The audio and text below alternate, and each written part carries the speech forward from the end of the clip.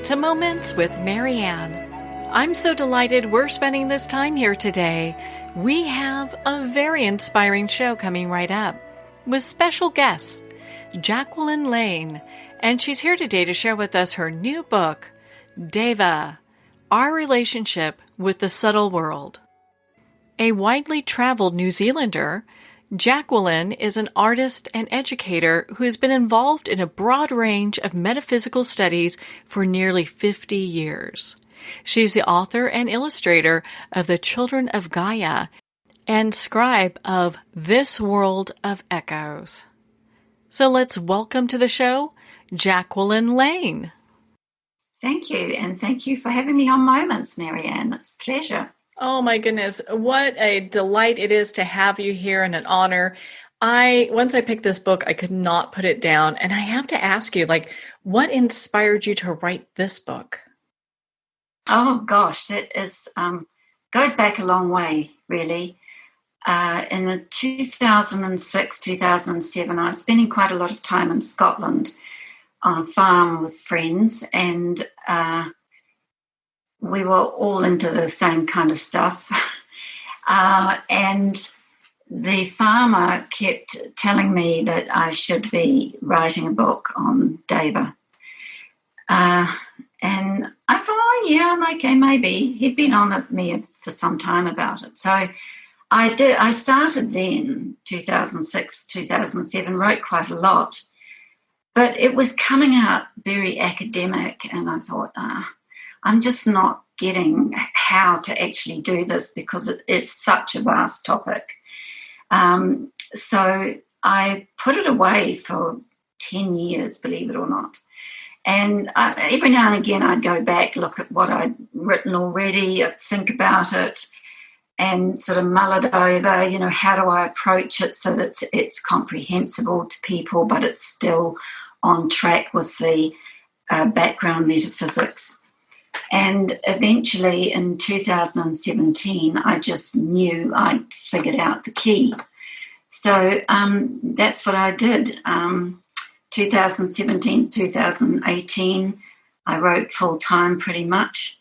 And there we are. It's finished, and here we are. Well, I couldn't think of a more perfect time for this book to be out than now, because we have so many people that are exploring other worlds, the outside world. Maybe they've never really had the opportunity to do that. You talk about Deva. What exactly is Deva? That's really the crux of the matter. In folklore, we all know about fairies and nature spirits and this kind of thing. And that's a field that's been wildly distorted by movies, and we have Disney kind of characters with fairies fluttering around in little pink dresses as if they're miniature humans. But the reality is that kingdom of the nature spirits, etc., is actually just one window on the intelligence and matter. Now, that can often turn people off because they think of all the religious arguments, etc. So let's just put that all aside. But Deva is a Sanskrit word from the ancient Sanskrit language of India, and it means being of light. And it's a really useful concept for us in the West. Now, I want to reference here your wonderful interview with Tyson Yunga Porter recently on his take as an Aboriginal Australian.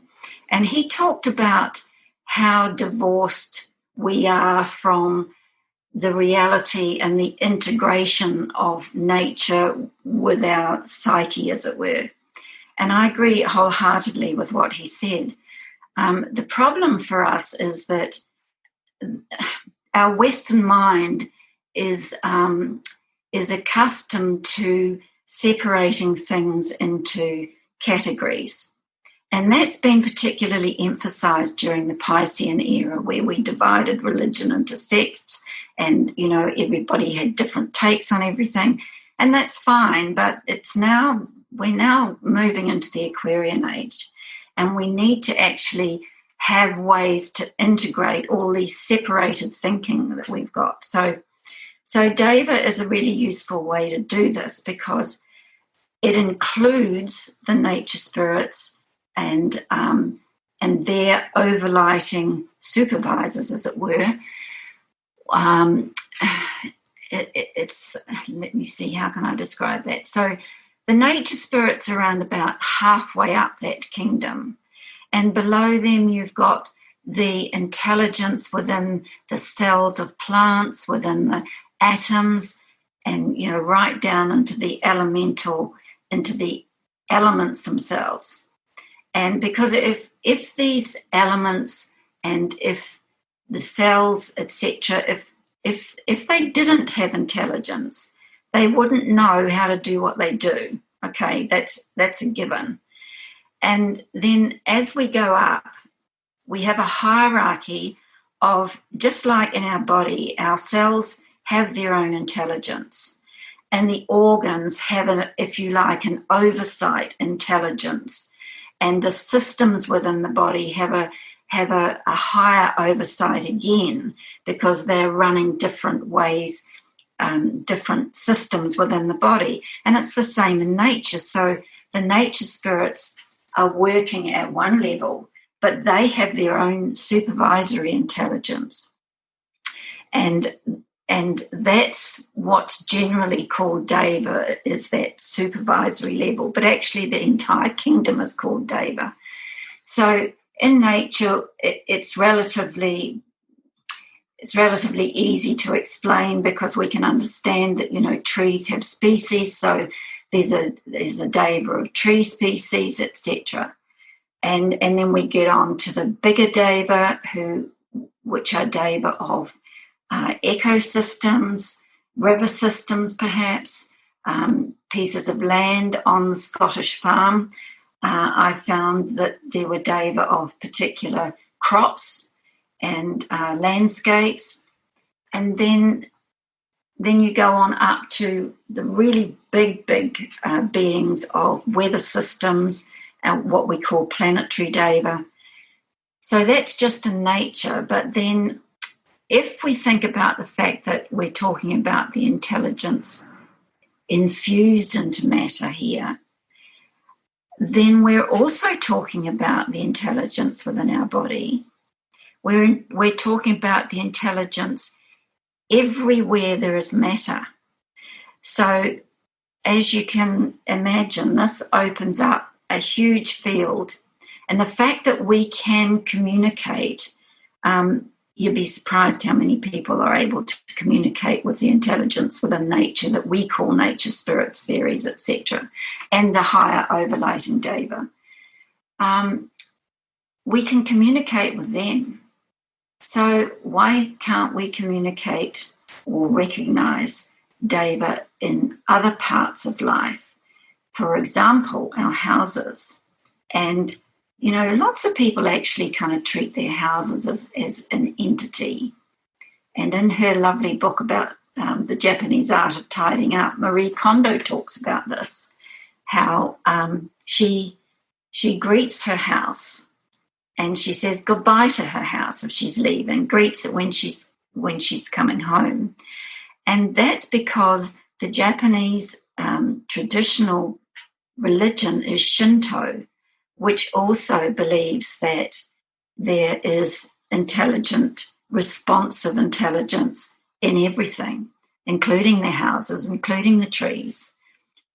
So yeah, this is not a unique thing. All I've done is to find ways to put it together for people in the West who perhaps we don't have that background, as Tyson was saying. We don't have this background of being connected to them all the time. So my challenge was to actually find a way to do that.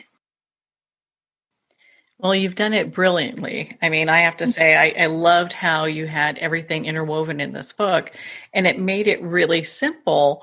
Of course, I love, the energies of the Deva that you talk about. You also talk about that can be angelic as well. And I think a lot of times if people think Deva, they're thinking, oh, fairies, gnomes, those kind of nature spirits. They don't think it's the angelic as well. Yeah, well, the whole kingdom, it's a good point, Marianne, because the kingdom in the West is referred to as the angelic kingdom. And I'm always kind of amused because sometimes you'll get people who are, very strongly religious, particularly in Christianity, who will sort of back off when you start talking about nature spirits. But actually, the angels of religion are part of the Deva Kingdom as well. They're just particular angelic entities that our religious traditions have decided to, include. But actually, the whole Deva Kingdom is the angelic kingdom. So, yes, good point. Well, there are so many deeply spiritual people in both Ireland and Scotland, and I'm sure also in New Zealand. Yes. It doesn't take away anything from that belief system of Deva as well. It's just in addition to. That's right. That's right.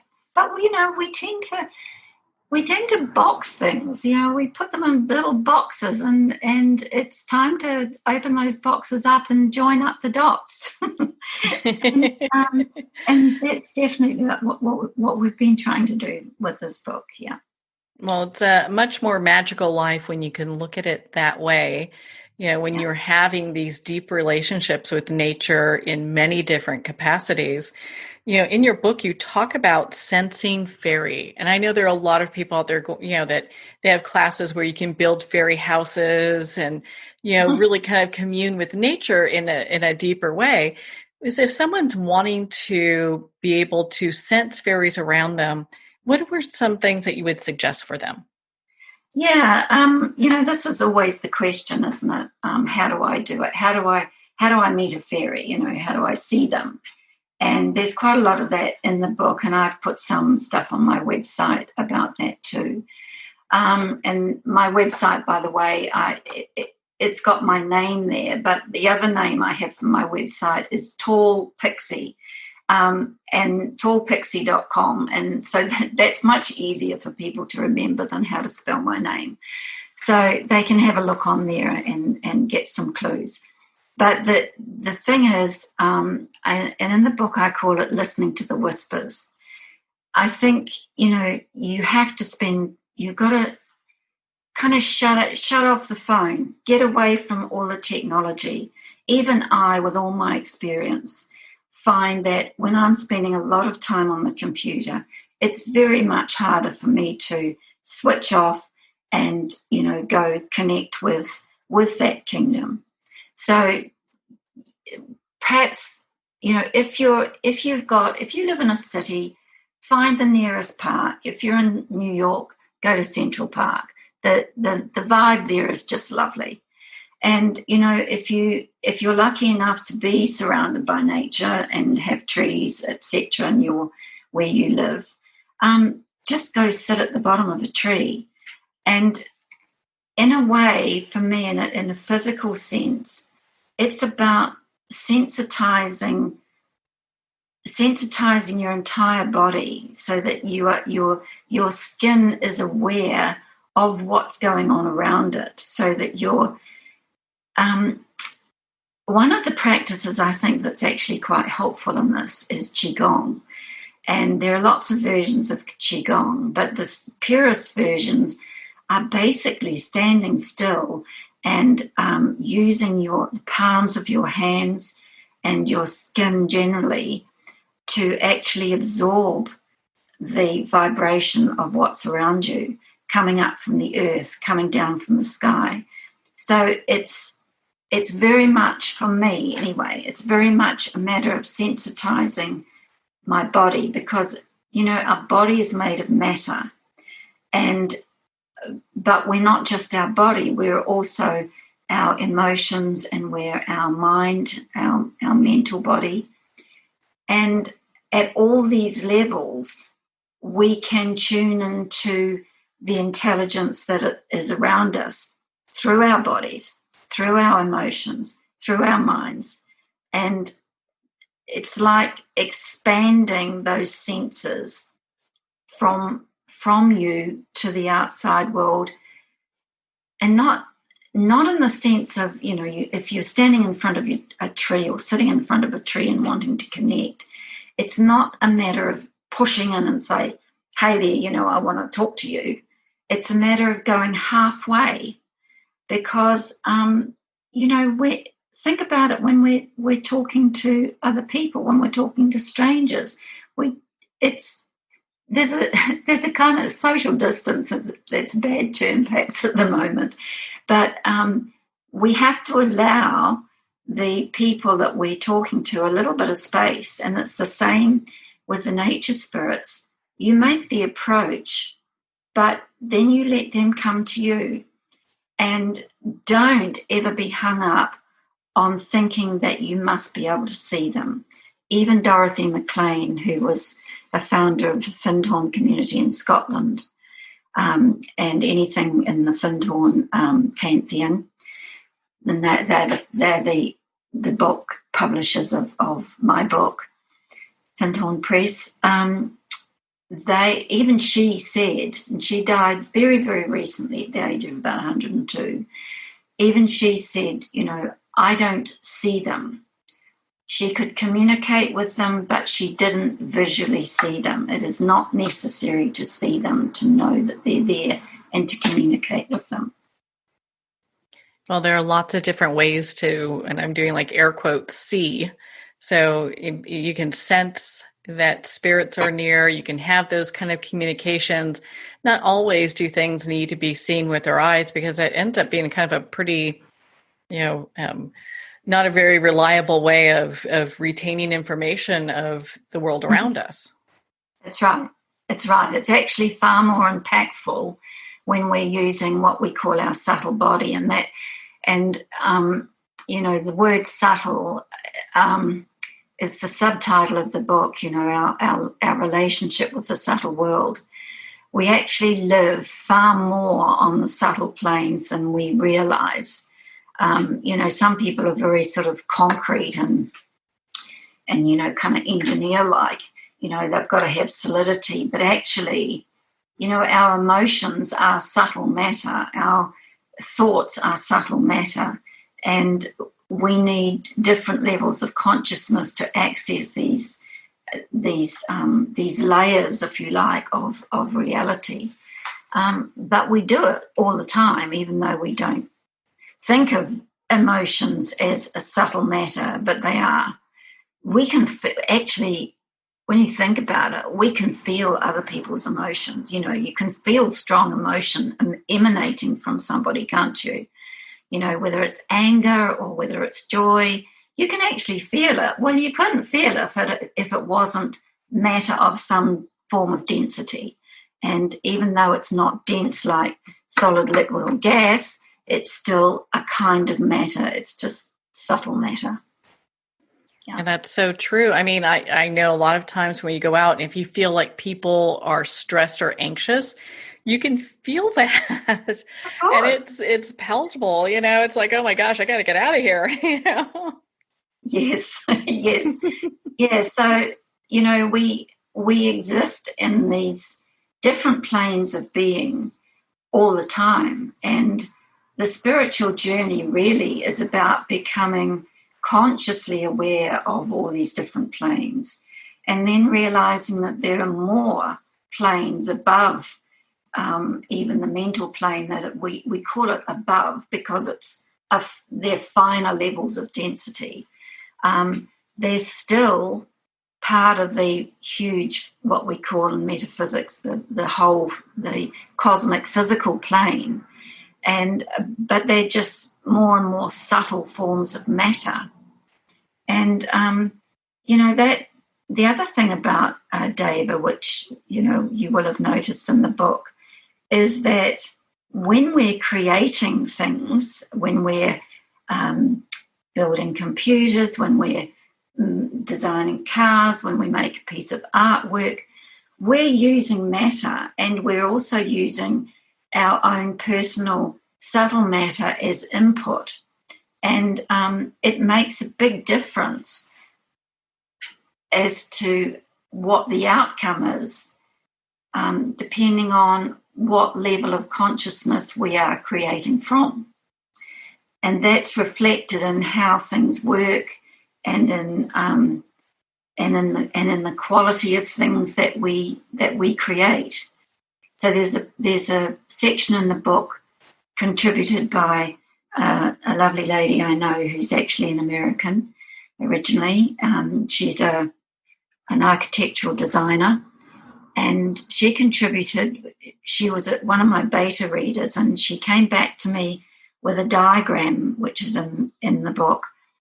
I included it after speaking with her, and she shows in this diagram how ideas filter down. Ideas can filter down even from the soul level down into our consciousness, and then our challenge is, how do we actually get those ideas into reality and keep the integrity of them when we bring them down into dense materiality? And that is actually all about, how we are using those elemental forces and those Devic forces at every level of everything that we do. So it's got very practical applications as well.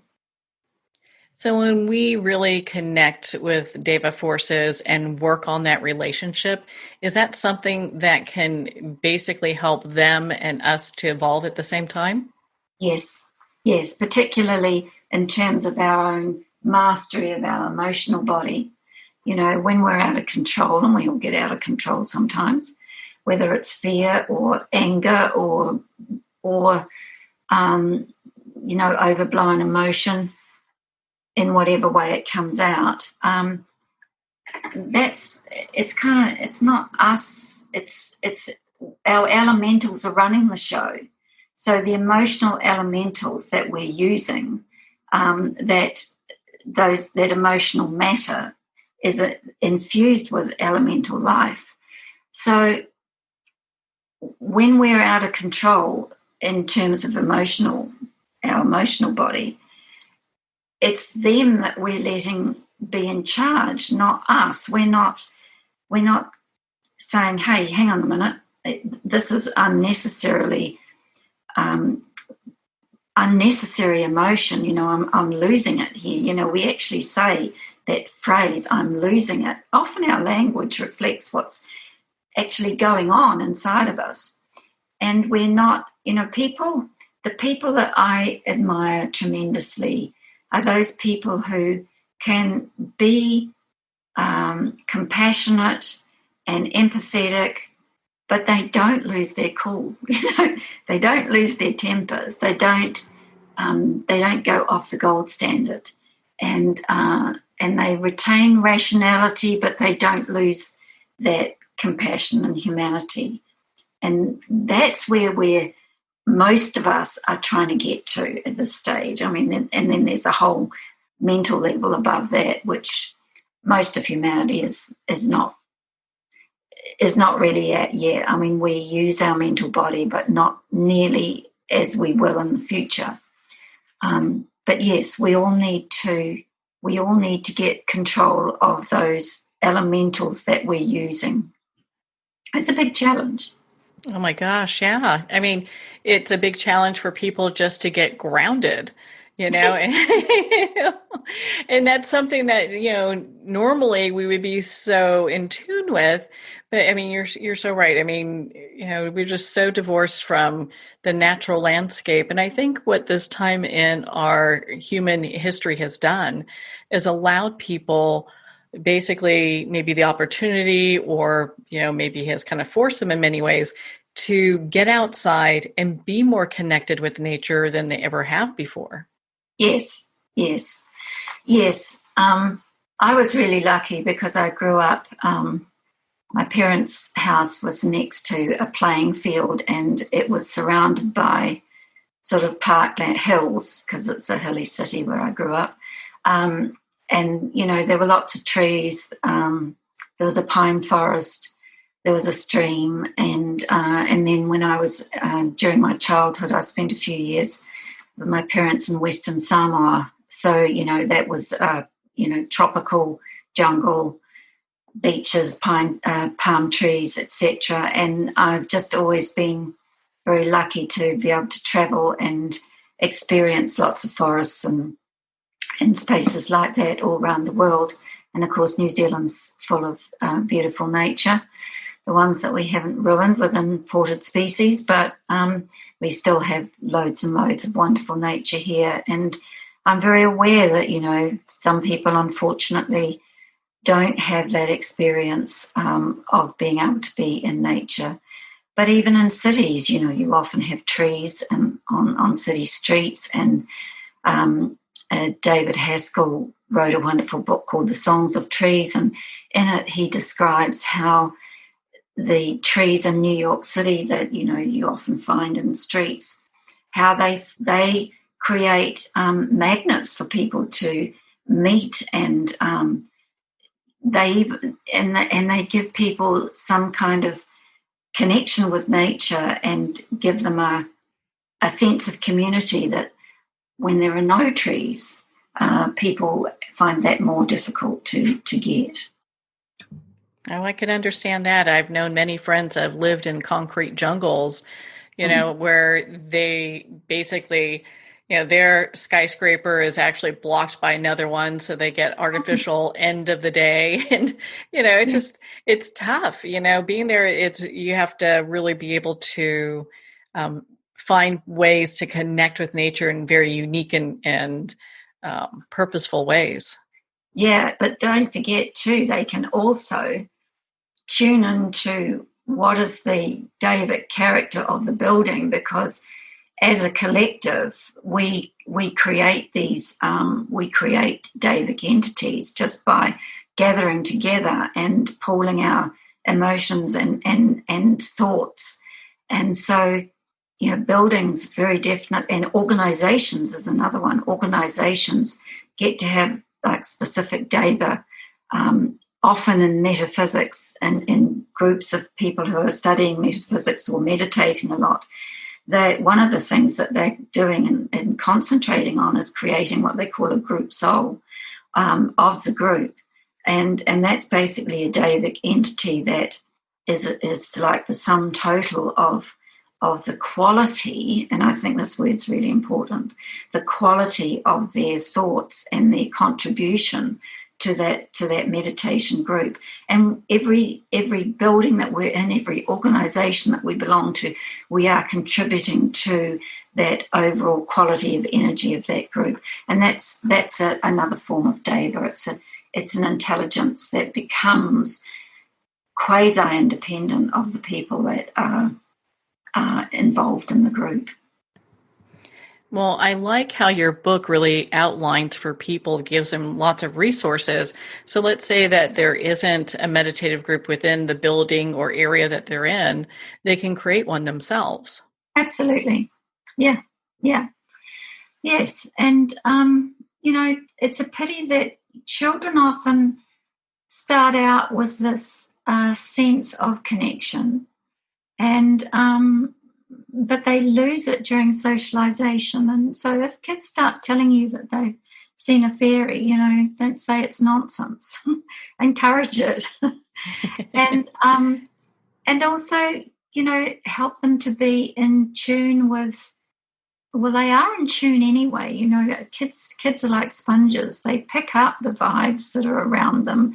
And I think it's probably healthy if we encourage or allow them to actually talk about what it is they're picking up and how they feel, to sensitize them to, what is actually going on around them in that subtle matter that we're all immersed in all the time. Yeah.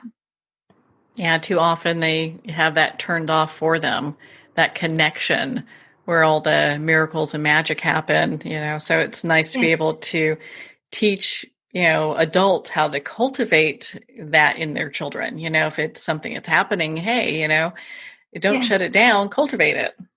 That's right. Yes, we've got a long way to go, but, I think we can kind of sense changes on the way, and that's the positive side of having darkness sort of slammed in our faces, that it makes us appreciate the light. In your book, you talk about, you brought it up a little bit ago, and I'd love to just kind of dive into this a little bit here. You talk about sound, and you have a whole chapter in your book on sound.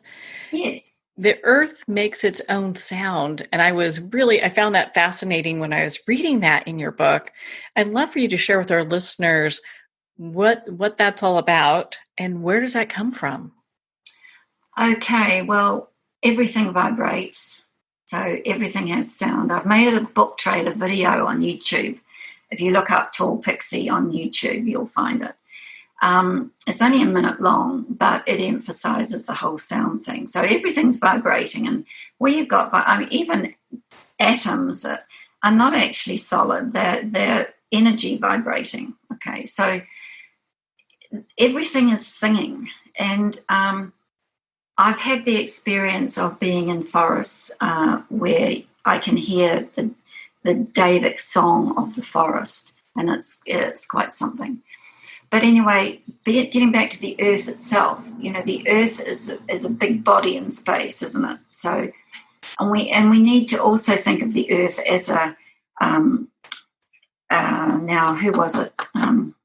His name's gone out of my head. The guy, James Lovelock. He wrote a book called Gaia, just called Gaia, and his hypothesis was, as a scientist, that the earth is a organism in its own right. So you've got this big body in space, and it's vibrating, and the scientists have actually discovered that it makes a sound because it's vibrating. And this goes right back to Plato. Plato, talked about the sounds of the spheres in the world, the planets and the stars, etc., making a sound. And so science has actually proven that the earth is making its own sound. And I kind of knew that long before they actually said so. It just makes sense. So the earth is sending out sound. Everything is sending out sound. Now, we can talk for hours on sound and what that actually means. And my husband and I, when we were at university, used to have this argument about sound, and the question in philosophy was, if a tree falls in a forest and there's no person there to hear it, is there any sound? And, It's a long time argument, right? The long time argument, yeah. I think we agreed to differ on it. I maintained there was, he maintained there wasn't. And I still maintain there is, because the vibration is still there. Now, of course, what it depends on is, how do we define sound? Do we define it as the vibration that's being set off, or do we define it as something that is only manifest when there is a receptive ear, as it were? So we'll leave that one open. Viewers, listeners can make their own minds up on that one. Yeah, yes. I might have to throw my hat in the ring with you on that one too, because because you have to think about it. If everything's vibration, and just because there's no one there to hear it, doesn't necessarily mean that it doesn't make a sound. You know what I mean? So yeah. And I know there's lots of thoughts that they would differ with that. So yeah, well, university students, and particularly in philosophy, love those kinds of conundrums. That'll keep them busy for days. Well, yes. And yeah, I know you talk about how we can, and we kind of touched on this a little bit, and what are some suggestions if people just want to go outside and just try to communicate with trees and plants, around them? Okay, well, a lot of people have got pot plants. Pot plants are interesting. Sometimes you can get a response from pot plants. I've got a device called it's a thing that it's called the music of the plants, and you can put it's like a probe that goes down into the soil, and then you clip a metal piece joined onto that by cable onto a leaf, and that the signals from the leaf, between the leaves and the roots, goes through a device which turns it into musical notes. So the plant, you can hear the plant singing, as it were. Okay, and so that's, you can use that on pot plants. As far as connecting with Deva of pot plants, it's not quite so easy. Because you're not going to get, unless you've got a whole mass of them, you're not going to get an overlighting Deva. You've just got the little intelligence of that particular plant. One of the things that you can do if you've got any kind of plants in the garden is when you often need to prune your plants. So what I do is I make sure I warn them before I'm going to do any pruning. And I just tune into the plant and I wait. I tell them mind to mind, as it were, I have to do this pruning. This is why I have to do this pruning. And would you please take your energy away from your leaves and your branches and go hide in the roots for a while. And I've done this for many, many years. But recently, it's been discovered by foresters and botanists that actually they now think that the roots are what they call the brains of the plant. So although that was a spontaneous thing for me, that the instinct was to say, withdraw into your roots, it actually is being proved by science that that is where the brains of the plant are, if we can think of it that way. So, and I just wait for, it doesn't take long, but I always get this sense of response that yes, they've withdrawn their energy into the roots and I can go ahead and prune. I love that example and how much you just really trust your intuition. I think it's a good example for people starting as well. In your book, you talk about this, this walk that you took among cottonwoods and just how that was. And I'd love for you to share that with our listeners. Oh, yeah. It was in a park in the city, near a city to where we're living now. And it was on a steep hillside, and it was winter time, so the cottonwoods were all bare and, the leaves were all dried up on the ground. And I walked past this group of cottonwoods and I just sort of thought, they're nice. And then when I got away from them, I noticed there was another path turning off that I hadn't seen before. So I took that path that was lower down. And it took me back through another part of this little cottonwood forest. And I thought, okay, there's a message here. And as you say, you've got to develop your intuition, and you've got to trust your intuition. It's really, really important that you would trust yourself.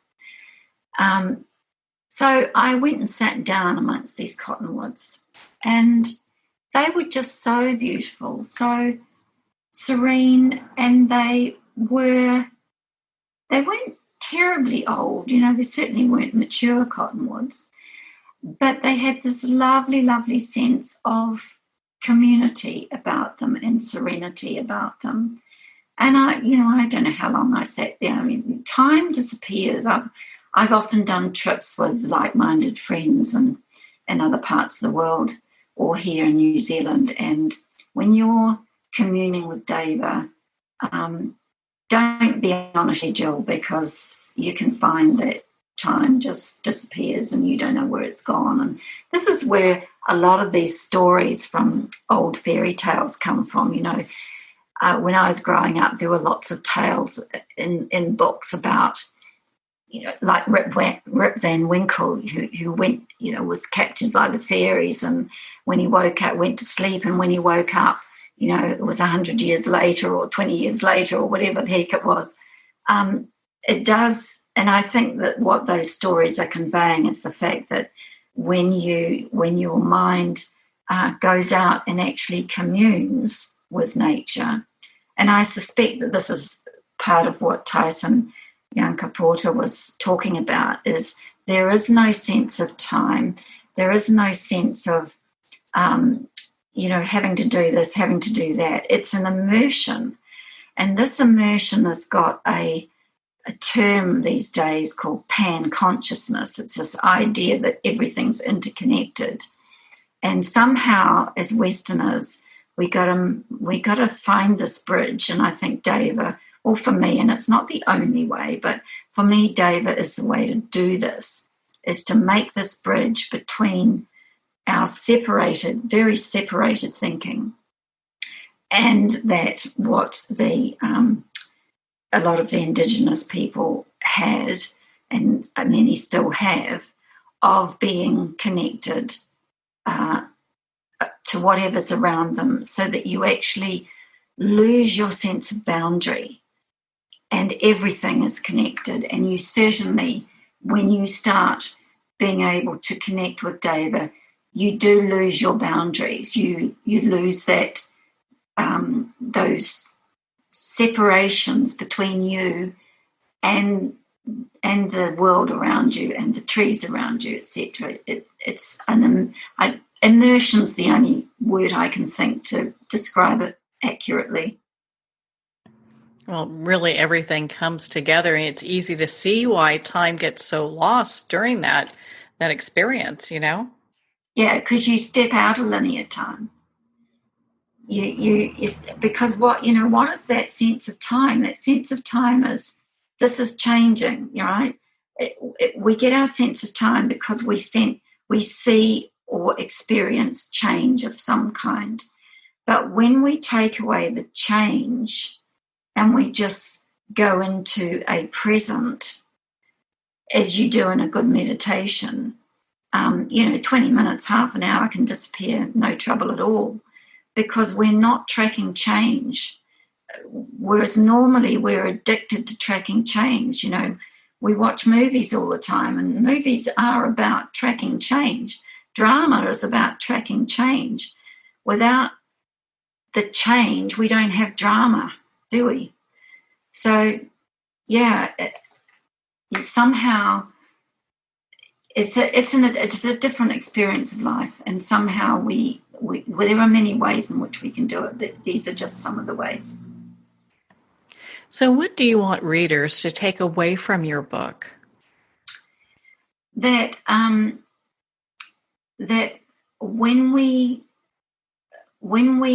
begin to realize what the Deva Kingdom is, and how it's actually the other half of us, because we are, if you like, spiritual beings down here using matter.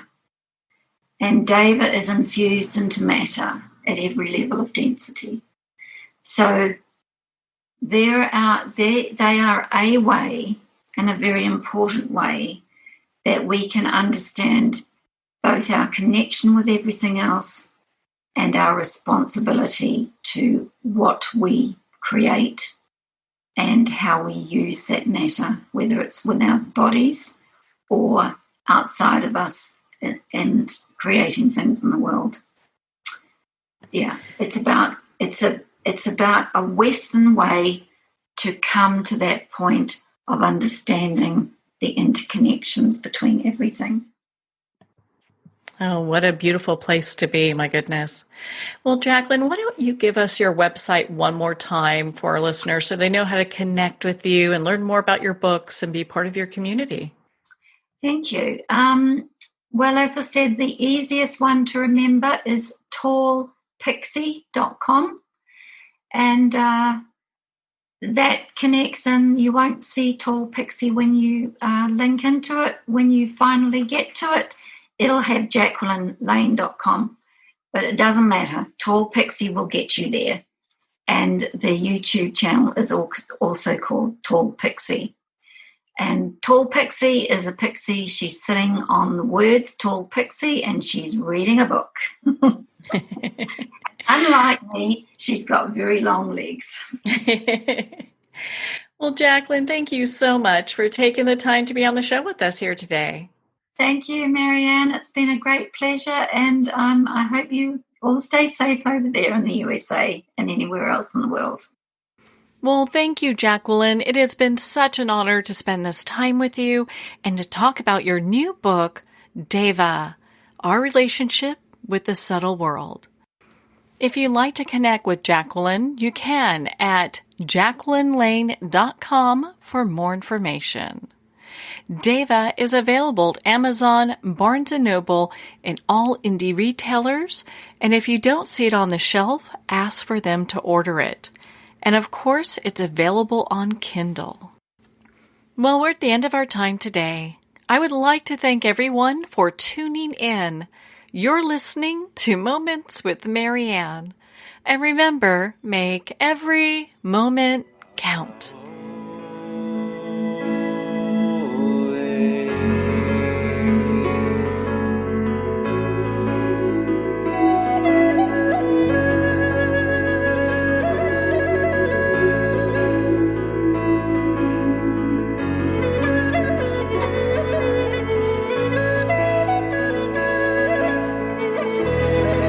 In a single moment, your life can change. Moments with Marianne is a transformative hour that covers an endless array of topics with the best of the best. Her guests are leaders in their fields, ranging from inspirational authors, top industry leaders, and business and spiritual entrepreneurs. Each guest is gifted and a true visionary, a recognized leader in her own work, and while teaching others to develop, refocus, and grow, Marianne will bring the best guest and sometimes a special surprise. Don't miss this. You never know just which moment will change your life forever. Moments with Marianne airs every Sunday, Monday, Thursday, and Friday at 8 p.m. Eastern and 5 p.m. Pacific Time. Make sure to tune in and visit momentswithmarianne.com for more information.